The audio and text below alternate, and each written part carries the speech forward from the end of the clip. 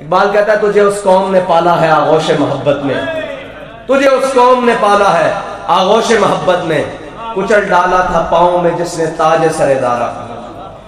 دارا کا تاج، دارا بڑا مشہور بادشاہ ہوا ہے، اس کا تاج نسل در نسل اس کی اولاد میں آ رہا تھا۔ جب مسلمان کسرا کے ساتھ جنگ کے لیے میدان میں اترے نا، اس وقت کا جو دارا تھا نا کسرا بادشاہ، اس نے اپنے وہ آباء و اجداد کا جو تاج تھا نا وہ سر پہ پہنا ہوا تھا، وہ خود باہر نکل آیا۔ مبازرت ہوتی تھی پہلے جنگوں میں نا، 1 to 1 جسے مقابلہ کہتے ہیں، 1 to 1 مبازرت کے لیے خود باہر نکل آیا۔ ادھر سے ایک مسلمان مجاہد نکلا۔ مبازرت کا 1 to 1 جو لڑائی ہوتی تھی اس کا اصول یہ ہوتا تھا کہ جو جس پر غالب آ جاتا تھا اس کا سارا سامان اس کا ہو جاتا تھا۔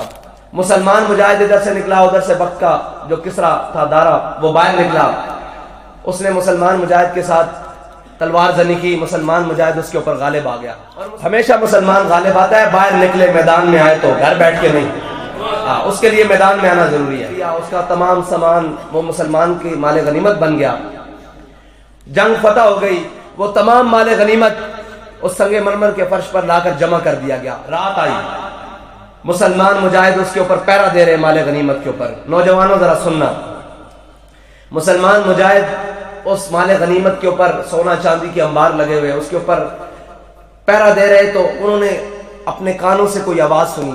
آواز کیا تھی کہ ایک کوئی چیز، پتھر سنگ مرمر لگا ہوا تھا، اس کے کوئی شور پیدا ہو رہا ہے، اور وہ شور پیدا ہوتے ہوتے آ کے مال غنیمت کے ساتھ لگ گیا۔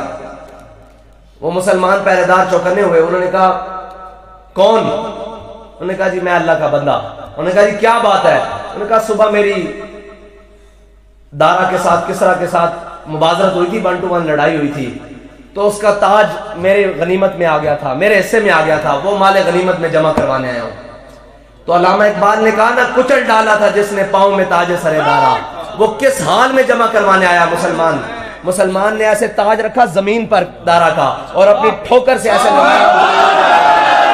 پھر اقبال کہتا ہے کہ تجھے اس قوم نے پالا ہے آغوش محبت میں، کچل ڈالا تھا جس نے پاؤں میں تاج سر دارا۔ مسلمان مجاہد یکدم ٹھٹک کے رہ گئے کہ وہ دارا کا تاج مال غنیمت میں جمع کروانے آیا ہے۔ تو اس نے کہا او مسلمان مجاہد اپنا نام تو بتا۔